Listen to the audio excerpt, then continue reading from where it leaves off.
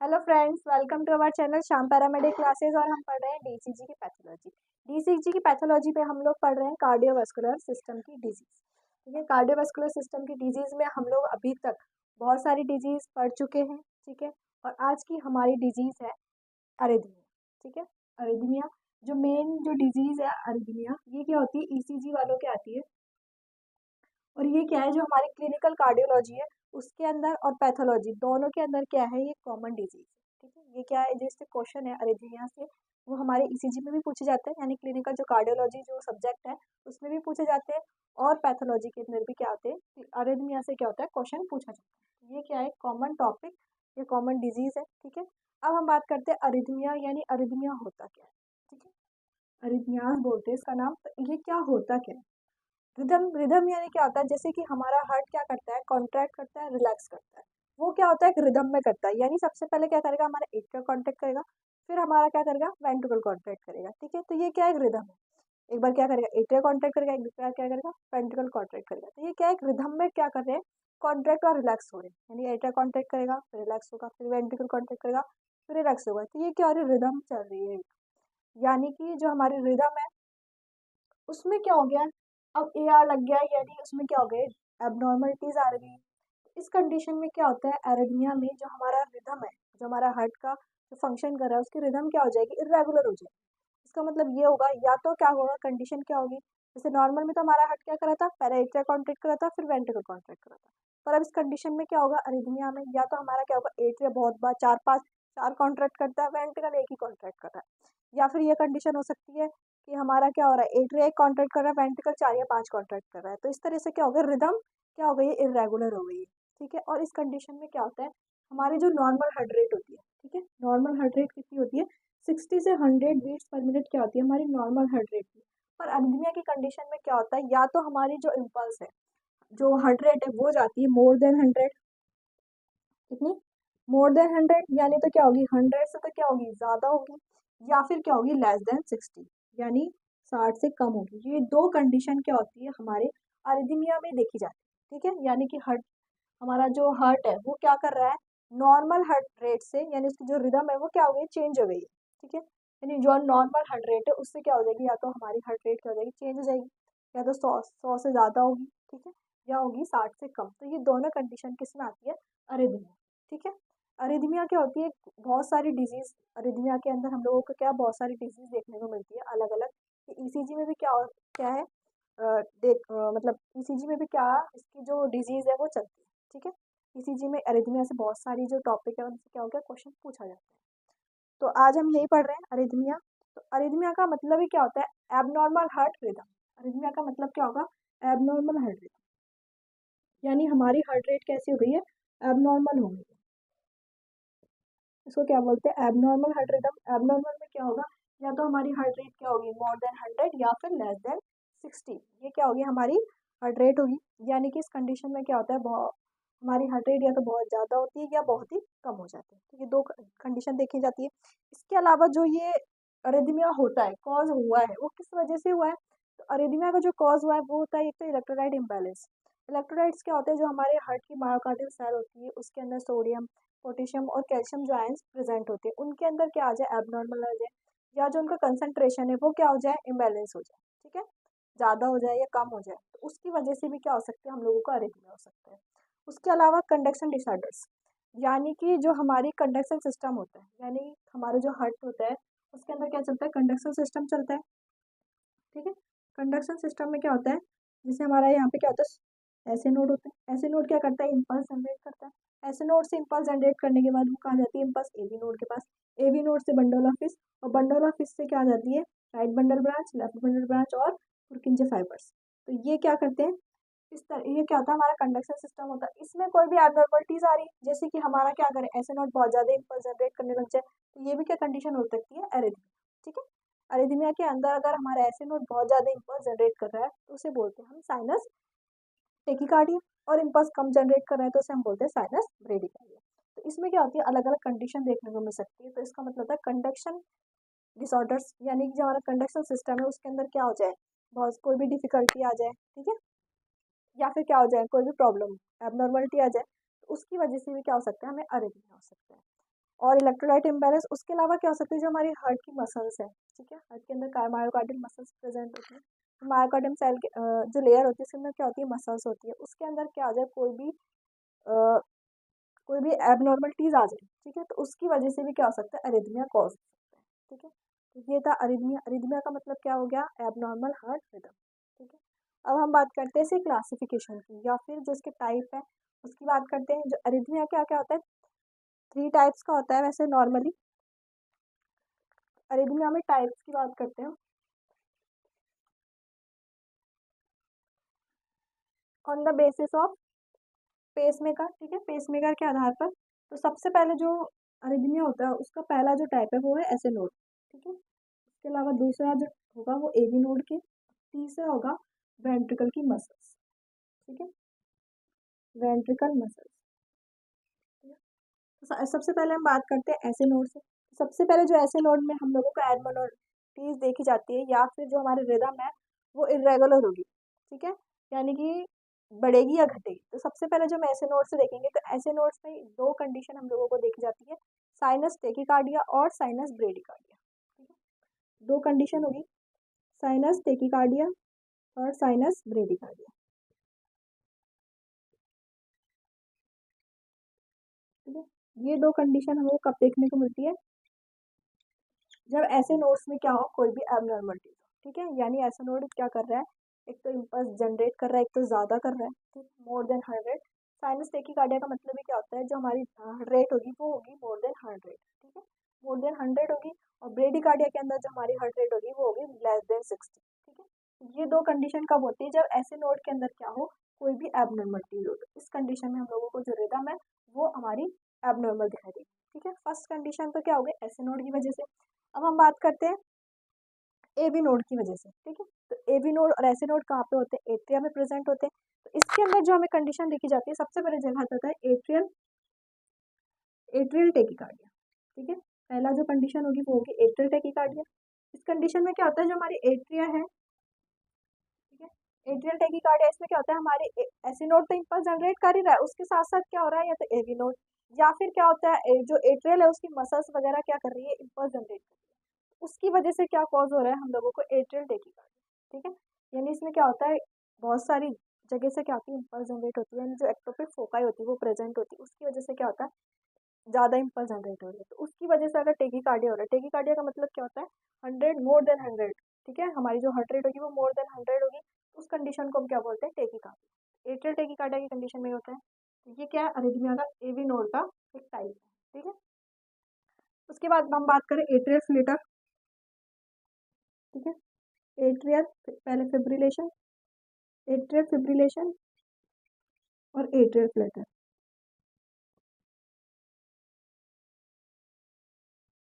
तो ये 2 कंडीशन में क्या होती है, हम लोगों को देखी जाती है। तो एट्रियल टेकिकार्डिया, एट्रियल फिब्रिलेशन और एट्रियल फ्लटर। इस कंडीशन में क्या होता है, एट्रियल फिब्रिलेशन की कंडीशन में हम लोगों को जो हमारी हार्ट रेट होती है वो होती है 350 से 550 से ऊपर, इतनी क्या होती है हमारी एट्रिया की रेट, ठीक है।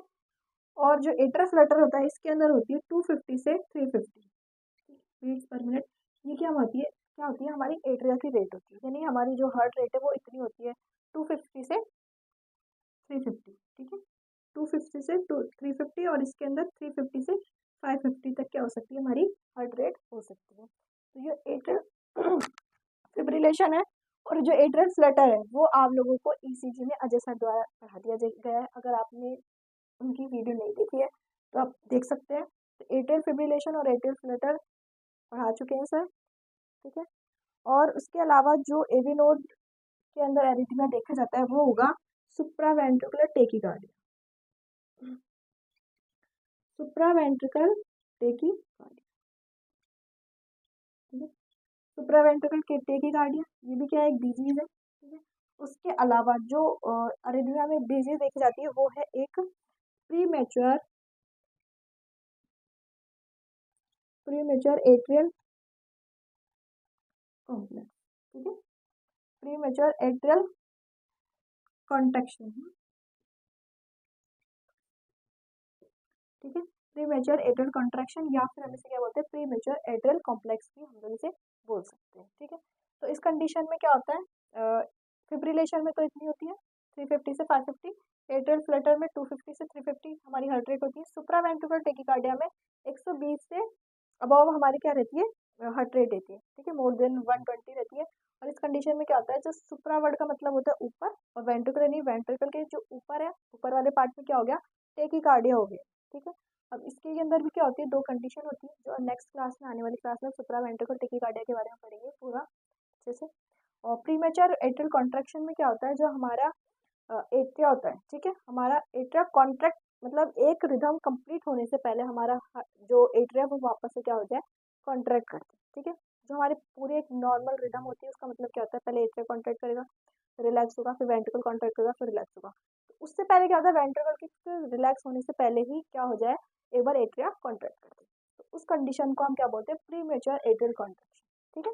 इसके अंदर क्या होता है, हम लोगों को यू वेव भी दिखाई देती है, ठीक है, क्योंकि ये क्या कर रहा है, पहले ही कॉन्ट्रैक्ट कर देता है, ठीक है। जो हमारा एक कार्डियक साइकिल होता है 0.8 सेकंड का, उससे पहले ही क्या कर दे, वो साइकिल खत्म नहीं हुआ है, उससे पहले क्या हो गया, हमारा एट्रिया कॉन्ट्रैक्ट कर दे, उस कंडीशन को हम बोलते हैं प्रीमेच्योर एट्रियल कॉन्ट्रैक्शन, ठीक है। तो ये हमारे एवी नोड की अपन देखेंगे अरेथमिया के अंदर। उसके अलावा जो तीसरा वेंट्रिकल की मसल्स है, उसके अंदर जो हम देखने को मिलेगा वो होगा वेंट्रिकुलर वेंट्रिकुलर टेकिकार्डिया, यानी वेंट्रिकल के अंदर क्या हो गई, जो हार्ट रेट है वो हो जाएगी कितनी, मोर देन 100। तो वेंट्रिकुलर टेकिकार्डिया।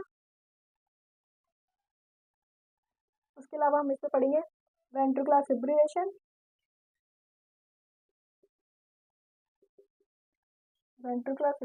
और एक उसमें पढ़ेंगे प्रीमेच्योर वेंट्रिकुलर कॉम्प्लेक्स, या फिर हम इसे बोलते हैं प्रीमेच्योर वेंट्रिकल कंडक्शन, ठीक है। ये दोनों इस कंडीशन बोलती है।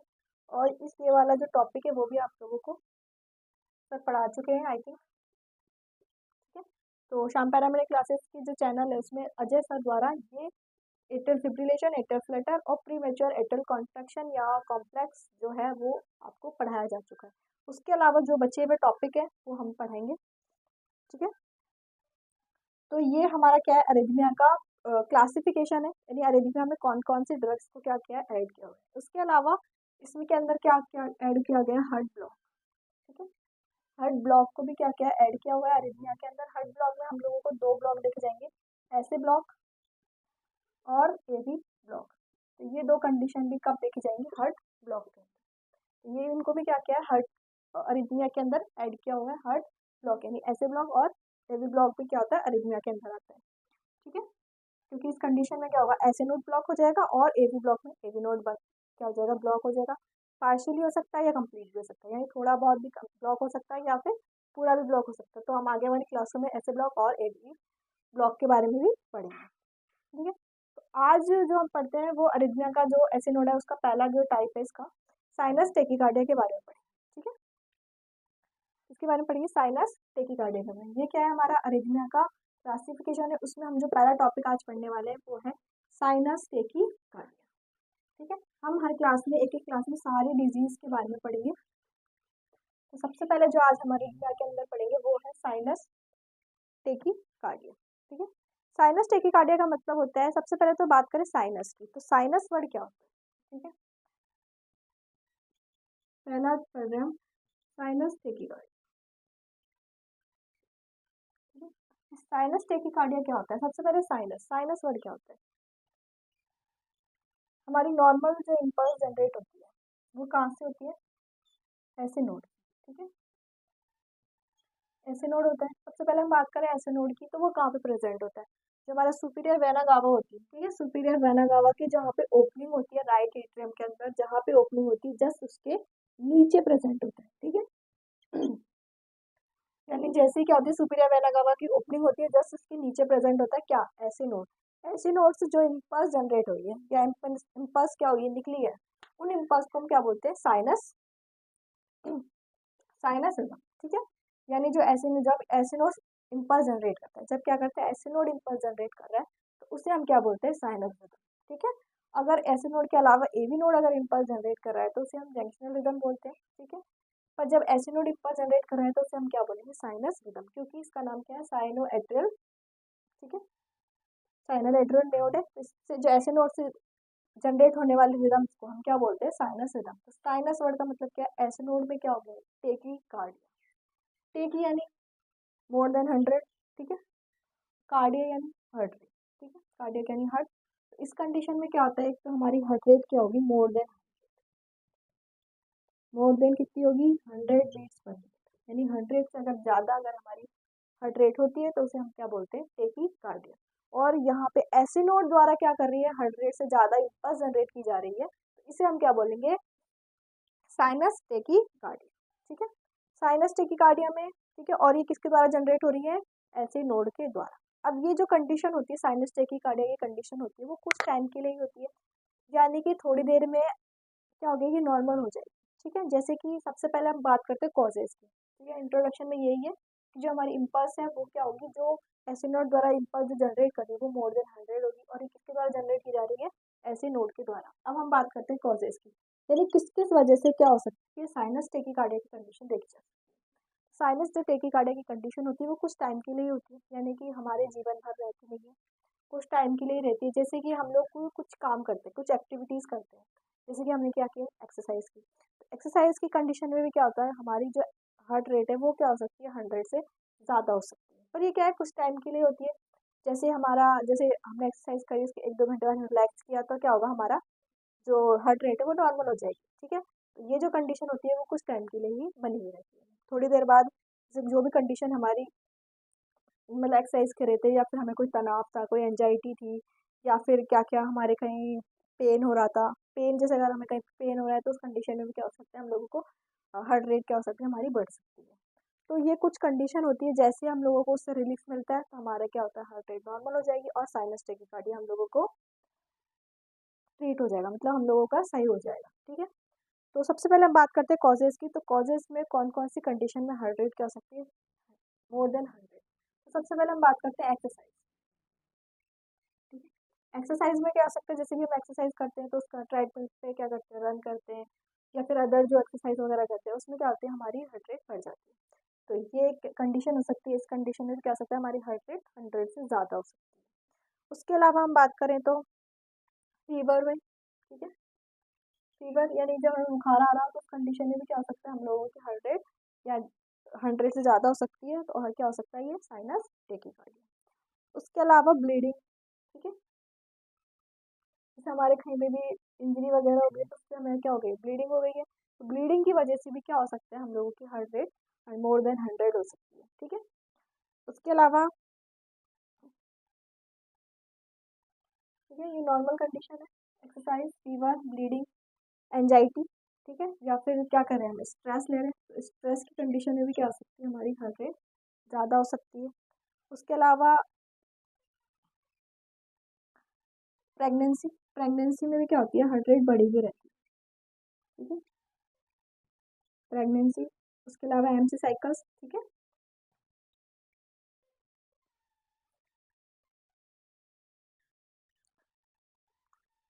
तो और उसके अलावा एनीमिया, यानी क्या हो, हमारे बॉडी में हीमोग्लोबिन की कमी, उस कंडीशन में, एनीमिया की कंडीशन में भी क्या हो सकती है, हम लोगों की जो हार्ट रेट है वो बहुत ज़्यादा हो सकती है, ठीक है।